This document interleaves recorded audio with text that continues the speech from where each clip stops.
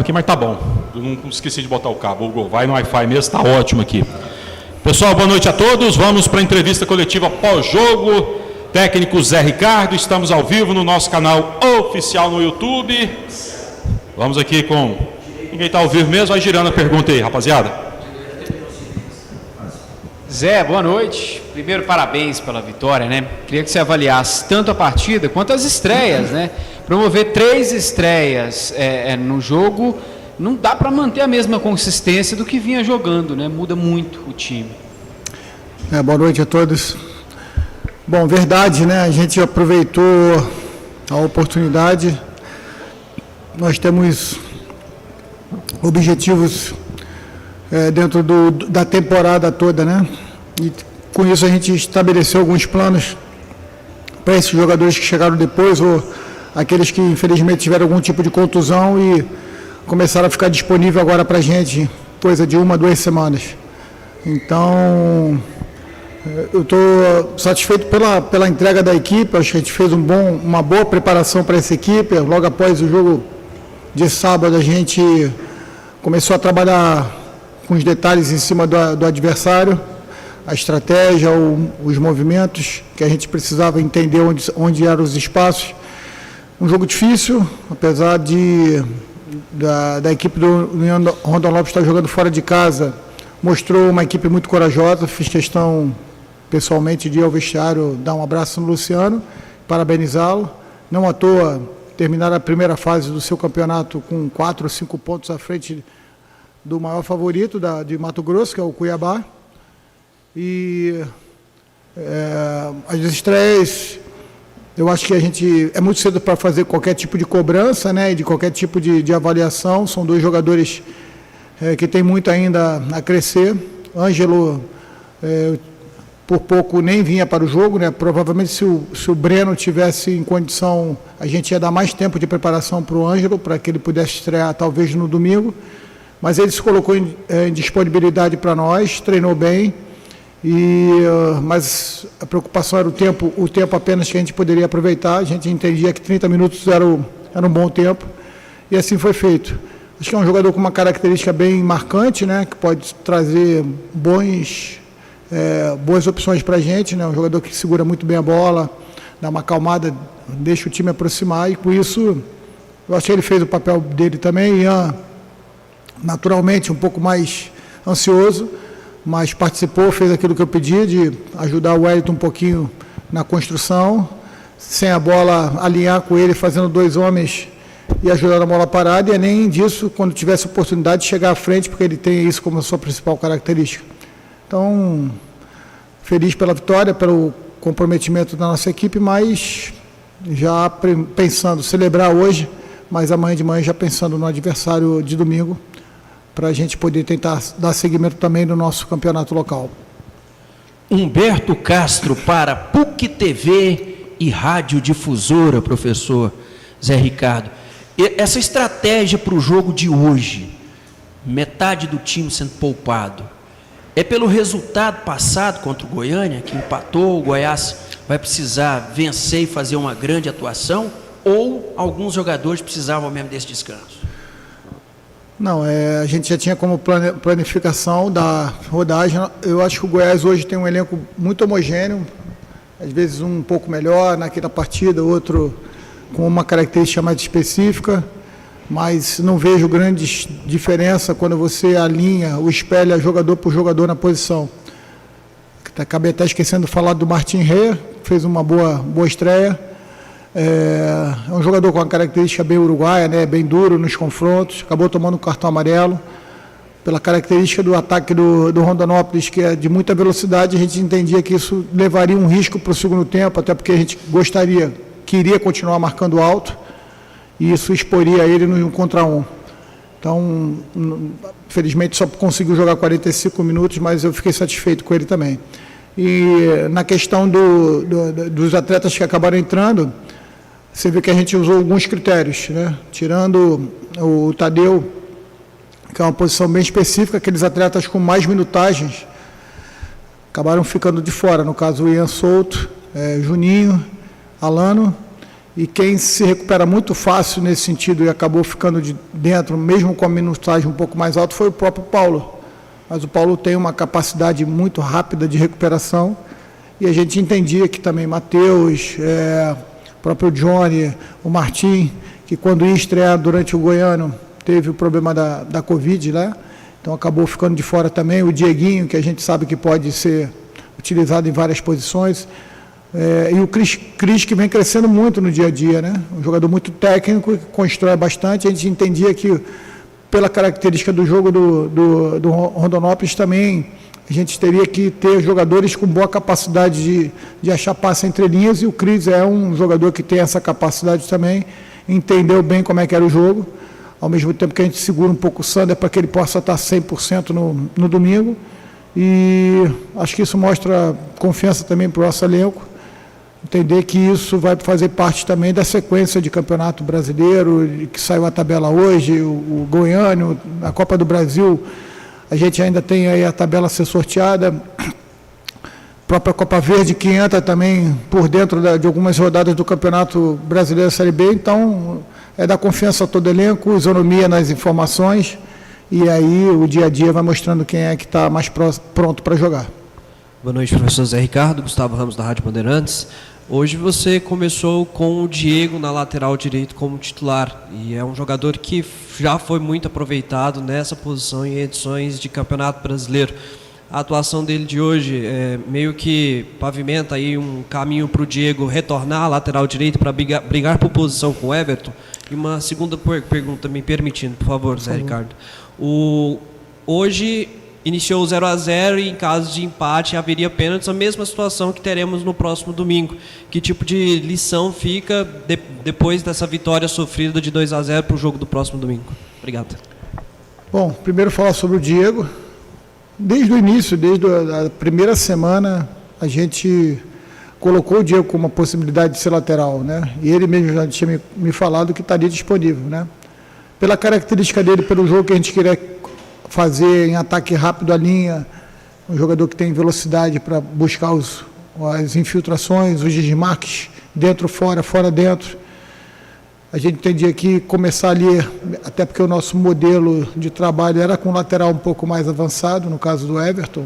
O início da competição foi dessa forma, até porque o Ivan se apresentou um pouco abaixo da forma física, e a gente só tinha o Luiz Henrique ali disponível para jogar naquela função. Mas eu nunca neguei, nem falei que ele não podia jogar na lateral, pelo contrário, ele pode jogar ali na lateral. Já conversei com ele há algum tempo atrás, que eu não estou tirando ele da possibilidade de jogar de meia, que eu acho que é um jogador com uma característica também bem importante, e também na linha da frente, como também já foi feito algumas vezes. Na carreira dele, ele tem essa facilidade de ser versátil, se adaptar bem a outras posições. Então, acho que isso quem ganha é o Goiás, ao mesmo tempo que a gente tenta dar rodagem e capacidade também ao Diego Caetano, que é um jogador que também tem muita possibilidade, ainda tem a idade de juniores, mas vem treinando muito bem. O fato é que eu fico tranquilo na posição, tendo esses três jogadores, e falei para os três que a gente só iria atrás de outro jogador se a gente esgotasse as nossas possibilidades e o resultado individual não viesse. Mas, enquanto isso, a gente está ali o tempo todo. Foram sugeridos alguns laterais para a gente, mas nesse momento a gente entende que tem que ser dada a oportunidade, e a partir disso a gente entender se vai precisar de outro lateral ou não. Mas estou satisfeito. Hoje o Diego fez uma partida muito segura, consistente defensivamente. A gente voltando a treinar na posição, logicamente que os estímulos de dia a dia de trabalho acabam retornando na posição, e com isso a gente espera crescer também no nosso jogo coletivo, com ele também na lateral. O outro, desculpa. Sim. Olha, é imprevisível, né, a gente falar que a gente pode acontecer ou não o pênalti. A gente vem se preparando desde a primeira semana de trabalho, porque a gente entende que não só as finais aqui, Copa Verde, Copa do Brasil, a gente vai precisar desse tipo de momento do jogo, né? Tanto que, se não me engano, a gente tem quatro pênaltis no Campeonato Goiano, e a gente conseguiu 3 gols e 1 rebote, a gente fez o quarto.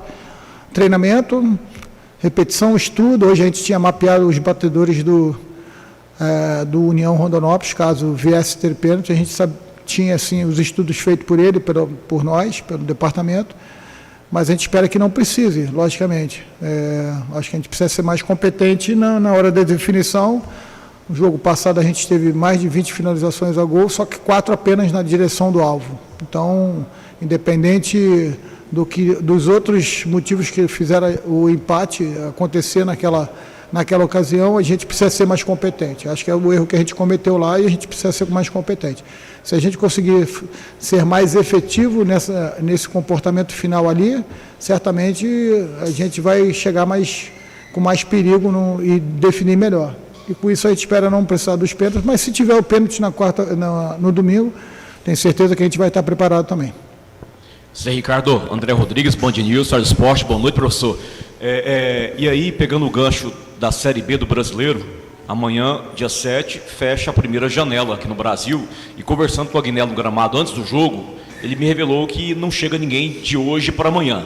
Então, para essa janela, dia 7, o último reforço foi o Ian Lucas. A janela volta a abrir em abril, jogadores de estaduais. Aí depois só voltará a abrir no meio do ano. E no meio do ano, de repente, a própria Série B, para quem está pensando em acesso, poderá ser meio tarde. A gente pode cravar que essa janela de abril agora, ela vai ser meio que decisiva para o Goiás, pensando em acesso à Série A. Você está contando com 4, 3 atletas de ponta para reforçar o seu elenco agora em abril? Bom, falar sobre reforço é sempre muito delicado, porque você corre o risco de você não valorizar devidamente o nosso elenco.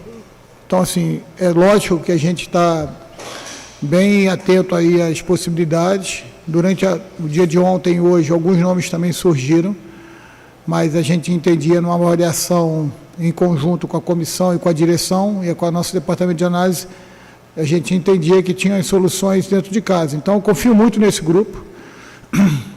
Sei que ainda eles têm muito a evoluir individualmente. Certamente, evoluindo individualmente, a gente vai melhorar em comportamentos coletivos. Mas eu acho que o Goiás tem que estar atento, sim, porque, como a gente já falou algumas vezes, essa Série B que se aproxima, pelo menos no papel, deve ser uma das séries B mais complicadas, mais disputadas, né? Com muitas equipes de peso, com camisas pesadas, com títulos nacionais, assim como a nossa, e a gente precisa se fortalecer. Mas, se realmente for um atleta que a gente entenda que vai chegar dando melhor condição do que aqueles atletas que estão aqui, ou se realmente for uma carência específica ou uma carência na característica que nós não tenhamos aqui no nosso grupo. A gente está tratando com muita calma, tranquilidade, mas sempre atento. Zé, é claro que em momentos decisivos, você tem um conjunto trabalhando de uma forma retilínea, você chega aos objetivos que você quer. Mas o fato de ter um jogador que está sendo decisivo como o Paulo, de repente ele falou que lá em Goiatuba, né, ele de repente vai cruzar, a bola entra, bate falta, a bola entra, é uma certa vantagem, joga nele, põe no Paulo, é mais ou menos por aí. Queria também que você avaliasse que característica terá o jogo de domingo. Você acha que o Goiânia vem fechadinho? Você acha que o Goiânia vai sair um pouco mais do jogo? Essas duas questões, por favor. Bom, que bom que ele está numa fase boa, né? Se eu não me engano, isso dito pelo Fernando Lima, hoje para mim ele está ali entre o top 3 dos artilheiros do Brasil até agora, nesse início de ano. E isso é importante porque a confiança ele tendo a confiança, ele vai arriscar mais, vai tentar mais. E quando a fase é boa, atacante principalmente, tem que tentar aproveitar. Hoje o segundo gol foi um lance onde nós entendíamos que realmente ele podia fazer a batida não mais alta como ele costuma fazer, mas surpreender batendo mais rasteiro. Mas é importante ele ter esse início. O Paulo é um jovem ainda com muito ainda para evoluir, tem um potencial muito grande, e certamente com informação, com conteúdo, ele tem muito a evoluir ainda. Desculpa. Sobre perdão. O Glauber é um treinador muito experiente, né? E conhece bem o nosso clube. Se eu estiver falando alguma besteira, me corrijam, mas o empate do Goianésia contra o Vila fez o Goianésia passar também o Goiânia, né? Então, em cima de um objetivo que também o Goiânia deixou bem claro, que é a participação da Série D, ele precisa também sair em algum momento. Mas eu espero um jogo parecido com o que foi lá sábado no Olímpico, com um time que tem uma característica muito marcante, que é o jogo de pivô em cima do Gustavo, com a aproximação dos seus meias, e com um jogo direto interessante nesse sentido. Em viradas de bola também, buscando os seus pontos para o 1 contra 1. A gente, paralelo ao jogo de hoje, a gente também já está colhendo informação para que a gente seja mais eficiente, que a gente consiga fazer valer também o nosso fator casa aqui, a gente consiga a classificação no domingo. Mas sempre com muito respeito à equipe do Goiânia. Zé, você sente que o jogo hoje poderia ter sido mais tranquilo se tivesse um capricho a mais na hora da finalização? Você citou o último jogo, 20 finalizações, né? Hoje também chamou muito a atenção, e não só dos atacantes, né, que tiveram suas oportunidades, o Baia mesmo mandou algumas para fora, mas chegada do Johnny Lucas, muitas, o Ivan também, mas assim, muita coisa desperdiçada, né? Fica aquele sentimento que a vida poderia ter sido ou ser daqui para frente mais tranquila se tivesse a calma a mais na frente do gol? Não, concordo contigo, porque é uma característica nossa. Certamente a minha preocupação maior seria se a gente não tivesse criando as oportunidades, né?